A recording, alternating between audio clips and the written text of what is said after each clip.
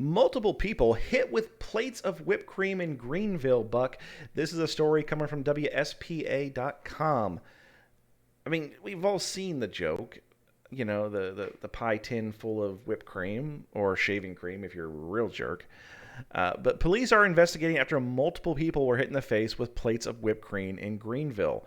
According to the Greenville Police Department, officers were called to an assault around 2:30 p.m. near the Main Street Bridge in downtown. Officers said a woman was walking on the sidewalk pushing her child in a stroller when a man hit her in the face with a plate of whipped cream. Investigators said there were multiple instances of this happening on Wednesday. Greenville police have released a photo of a man they said is responsible. Police later identified the suspect as 22-year-old Andre Eugene Moore Gerland of Greenville. Police issued a warrant for his arrest on the charges of assault and battery. According to the warrant, officers identified the suspect through surveillance video and his YouTube videos of similar incidents where he was wearing the same clothes. See, the moment that we started, the story started, I'm like, this fucker's got a YouTube channel. All you gotta do is look on YouTube and you'll find this guy. It's just a matter of time. Man. That's just... What? I mean, that's where we've come. That's where we have come. Like, we've got nothing else that we can like put our energy or aptitude towards. We're just gonna pie people in the face, random strangers, willy-nilly about rules, you know. You know what the funny social thing is? Decorum. No, but you know what the funny thing is, though? If you look back in the 60s and 70s on television, and you had those practical joke television shows, this is the kind of stuff they would do. And it would be, you know, then they show the hidden camera or be like, oh, okay, yeah, you got me. Ha, ha, ha. But, you know, there was a lot of that was all completely set up, is what people don't really tend to realize. So when people are trying to replicate that on, you know, for YouTube channels and such, it tends to go poorly. Well, you know, and I will also say that when taking ideas from, you know, times past, you know, 60s, 70s, 80s, even the 90s or 2000s, be very careful and vet those activities out, for there were things that happened in those decades that are not okay anymore. And, you know, like, think about it, man. Like, there's plenty of stuff that happened back in the 60s and 70s that if we just walked down the street and started doing some of those things right now, you know, and we'll take, you know, couple, you know, one good example is smoking sections at restaurants. True. You know, that was okay then, but you find me a frickin' restaurant now that has a smoker section in it. You know, back in the 70s, you know, those were practical jokes, and that's fine. But today, no. You know, this guy's actually committing assault, especially if he's targeting a lady with a stroller. Like, that's a foul play, dude. Foul, foul, foul. Here's the kicker. This is how stupid this dumb motherfucker is. This story was published on April 13th. Today is the 16th. So that was 3 days ago. Okay? That means it probably happened on the 12th. You know, it's got to get to the, you know, get to print. So let's just say it happened on the 12th, maybe the 13th. It didn't take me but the length of you having that lengthless period of you speaking and me not speaking to literally find this guy's YouTube channel. I'm looking at the picture right now, the same guy in the surveillance photo wearing the same clothes, so great police work there, Greenville. He published, it's literally the title, I'm not going to say what it is, I don't want people looking at it, Part 1. And he published it 3 days ago. So after this dumb shit had a warrant issued for his arrest and was subsequently, you know, charged with assault and battery, he posts the evidence on Facebook, says, here you go, prosecute me. Mm-hmm. A fucking idiot. Hey, man, you know, it's why aliens don't talk to us anymore. I mean, that's whatever, man. What are we gonna score this asshole? What are we gonna do? It's, I'm saying 3.5. yeah, I'll co-sign that. It's just stupid. Our last story comes from Audacy? Audacy? Maybe. I don't know. It's a story. It's by the Associated Press, so it doesn't matter where it's actually hosted at now. But an Associated Press story. The Nevada Supreme Court has upheld a jury's findings that illusionist David Copperfield in the MGM Grand Hotel Casino were not financially responsible for a British tourist's injuries during a signature vanishing act at the Las Vegas Strip Show in 2013. So let's just keep that in mind. This case has been tried since 2013. Gavin Cox and his wife, Min Han Cox, alleged that the multimillionaire magician, the hotel, and two Copperfield business entities and a construction firm that were renovating the hotel caused permanent brain injuries for Cox when he fell while taking part in a trick as a randomly picked audience member. In a complex verdict reached in May of 2018, after several weeks of testimony, the jury found Copperfield, the hotel, and Copperfield's companies, Backstage Disappearing Inc., negligent, but they were not civilly liable for Cox's fall. Cox had sought hundreds of thousands of dollars in medical costs and damages, but jurors found him responsible for his own injuries, and he received no money. Brian Harris, attorney for the couple, noted Friday that the court was split 5-2 on its ruling. He had the dissenting opinion been shared by the majority, our client would be looking at a new trial. We are disappointed we won't have that opportunity. 5 justices rejected Harris's argument that the trial judge should not have allowed attorneys for the hotel to show jurors surveillance videos of Cox walking with apparent ease to court with his dog on a leash. In the courtroom, jurors saw Cox helped to the witness stand by his attorney or court officers. He testified that he needed assistance when not in court. Copperfield's illusion, dubbed the runaround by stagehands, appeared to make as many as 13 audience volunteers disappear on stage and reappear moments later in the back of the theater. The jury heard in less than 90 seconds stagehands with flashlights ushered audience members off stage through dark curtains, down passageways, outdoors, and then indoors through a kitchen to re-enter the theater for the show's finale. At trial, Cox's lawyer told the jury that the hotel's renovation work had left construction dust coating the alley, and the group ran through it.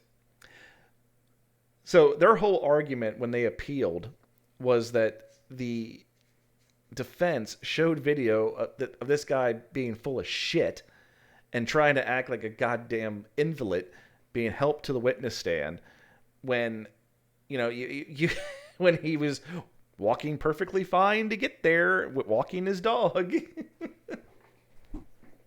That's their entire defense. I'm sorry, but if that is your defense, that, well, they shouldn't be able to show that we were lying sacks of shit, that right there, if you would have won, is a prime example of what is wrong with our legal system. But just the fact that you had the audacity to bring that argument to court, that shows a major fundamental problem with our legal system. That you actually thought that was a viable option to take that to a panel of appellate court judges and say, yeah, we're fucking liars, but we shouldn't be held accountable for being fucking liars. We should be allowed to commit fraud. It's a shame that they shouldn't be able to catch us committing fraud. I mean, do you have anything to say? Not really. I mean, like, you really summed it all up right there, man. I personally, I am a huge David Copperfield fan, though. I'm an amateur magician. I've done some performing. I'm not nothing on me. I never did it for a living. I did it for fun and occasional pocket change. But David Copperfield was the inspiration. That when I was a young child, David Copperfield was all over television, and he was the reason I became fascinated with magic and got into the hobby. Some would say profession. I don't. Now, a lot of his tricks, are big stage acts. So something that, it's nothing that I'm ever going to get into because that takes a lot of dedicated materials, time, space. And, I like the more, intimate forms of magic, I guess you could say. But, that he inspired people, and people still consider him one of the greatest illusionists of all time. Uh, I'm much more fall into the work of magicians like Penn and Teller, but or even the amazing Jonathan. uh, Oh, it's a shame he passed away. he did, and I did have an opportunity to meet him and his lovely assistant one time in Vegas, and that was kind of a neat thing. But I digress. The the idea that I fell, therefore someone is liable. I deal a lot with workers' compensation in my current position, what I do now. And I think one of the hardest things to get people to understand when it comes to work comp is just because you were on the clock and got hurt doesn't mean that the company is liable for your injury. Just because you got hurt while you were getting paid doesn't mean it's the employer's fault. And in this case, Right. just because you were doing something and you got hurt doesn't mean it's somebody else's fault. Sometimes shit just happens. Sometimes shit Yeah. just happens. But the fact that our legal system, if they had done He something, could have said no. He could have said no. he could have very easily. But also the Like, fact that's that why it's called a volunteer. but the fact that Like, we have attorneys that even have the audacity to bring these cases. I mean, that is pretty sleazy. we know how much attorneys cost, and a lot of times, like Walmart, for example, they just settle cases or send letters threatening people rather than actually going to court because it costs more money for them to go to court than it is to prosecute a shoplifter, for example. So a lot of attorneys will file, they'll figure out what it would cost to litigate it, and they'll just ask for less than that, and it's a financially prudent decision to just settle the case. So I'm glad that the attorneys on the defense took a stand and said, no, we're gonna fight this, and we're able to do so with their attorneys. I think that's more that needs to happen, but it's not really the financially responsible thing to do because now you've incurred how much cost to defend against this. In this particular instance, I think that they should have to recoup lawyers' fees as well. I agree. I mean, either way, man, you know what? I would give something like this a 4. I'm definitely It's going to kind of give like, this a 4, at least a 4 to the attorneys that were bringing this lawsuit. The fact that they had the audacity to make that argument, well, they shouldn't be able to show us lying. I'm sorry. I think you should lose your license because you obviously have a misguided concept of the truth, and you don't seem to know how to tell it. so, interesting question. And you may or may not know the answer to this. You are a very well versed and educated fella. So, when in law school, when do they cover the concept, not the examples or the definition of, but the concept of evidence? Because I think that this man may have missed out. Because isn't like you actually lying pretty good evidence that you are, trying to So massage the system? Like, why would you even argue that? Here's the thing. Like, Here's the thing about lawyers. One of the first things you're taught in law school is there is a striking difference between ethical morality and legal morality. It can be ethically wrong, but you are morally bound to argue the case to the best interest of your client. So, and I honestly think that's wrong. But that is what law they teach in every law school in this country anyway, and probably abroad as well. I can't speak to that, but it's you teach these attorneys that their first duty is not to justice but to the client. Or Right. or in No, the, or in the I case of understand. a case of the prosecutor, their first loyalty is to a conviction. Whether it's I'm not arguing that, no, I'm saying it's and wrong. It's wrong. but well, see, the thing is though, is that it may be wrong, but that happens. Even in criminal cases, like a defense attorney, they have to represent their client. They have to. But do they really have to take it to the appellate court? Like, shouldn't they advise their client, like, okay, like, my good sound legal advice is that we have lost. We should not persist. Taking this to the appellate court is a bad idea. Like, where was the disconnect? Like, I just want to know what the attorney's motivation was. Like, where were you, like, are you really hurting that bad? Like, or are you getting ready to retire? Like, that kind of shit goes on your record, doesn't it? Like, doesn't that show as like a loss? Does it, like, Well, they don't have scorecards, and you can't see like a win-loss record for your attorney like you do a boxer. oh, oh God, Christ on a cracker, that would be terrible if you could. That'd be awesome. Oh, On the contrary, I think it'd be what? awesome. Well, no, it would be awesome for me, not the attorney. But either way, man, either way, let's just not.